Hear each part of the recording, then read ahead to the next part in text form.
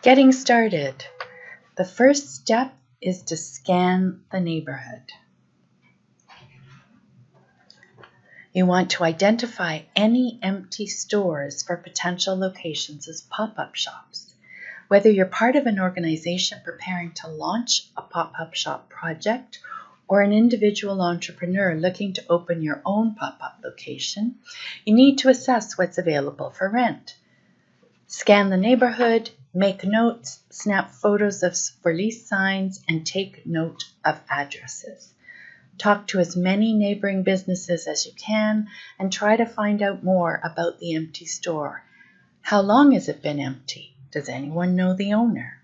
Let people know you are looking for pop-up locations and see what they can tell you. The more people you talk to, the more you'll find out. You can't start without a location, so you really have to search every empty store, look for signs, and make notes.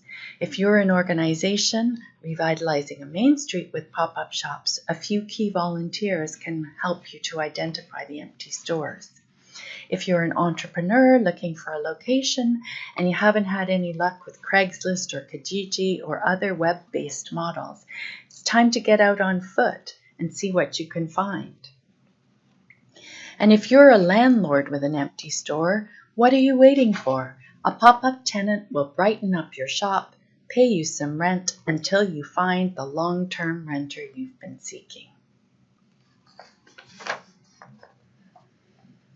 Setting goals.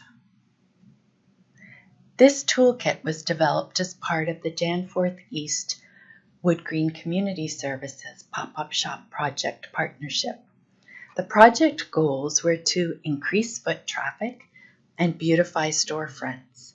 Economic development goals were to incubate entrepreneurs and artists and find some low-cost, low-risk ways to launch their new businesses. Independent retailer goals might be to test their business, to make some money, or to meet their customers face-to-face. Be open to learning more as you go and adjusting your goals. Our pop-up shop project landlords preferred pop-up tenants who wanted to stay on as permanent tenants if the pop-up period went well. So in the Danforth East project, we adjusted our goals to seek these types of entrepreneurs. Who can help? Even if you're not part of a big organization and you don't have access to a volunteer network, you can rally your friends and relatives to help. Opening a pop-up shop is a big, exciting endeavor. If you frame it right, people will want to help. Another idea is to trade goods services for the extra help you need using a website like Bunn's Trading Zone. The Danforth East project organized volunteers into teams. One team surveyed the strip or vacant stores using a storefront survey that you can download in the Toolkit.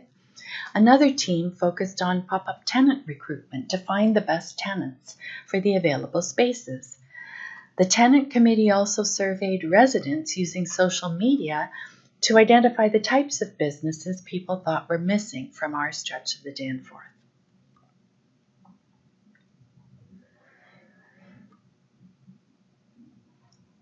Everything has a cost, so whether you're a big or small organization, create a budget and estimate the potential expenses. A good clean and a little paint can make a huge improvement to a store. If your pop-up shop is part of a community revitalization project, local businesses such as paint stores may donate supplies, especially if you find what you need in their mismatched colors. And don't forget about the cost of insurance. A current general commercial liability insurance policy will be required by landlords in any rental agreement.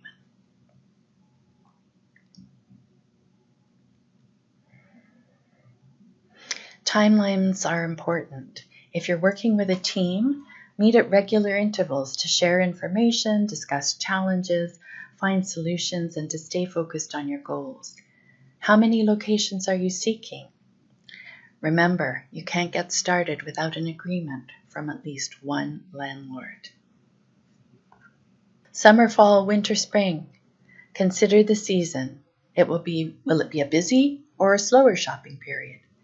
When I see a storefront sitting empty in December, I see a missed opportunity for both the property owner and the small business, not to mention the community that would buzz with excitement to visit a unique new shop and do some holiday gift shopping.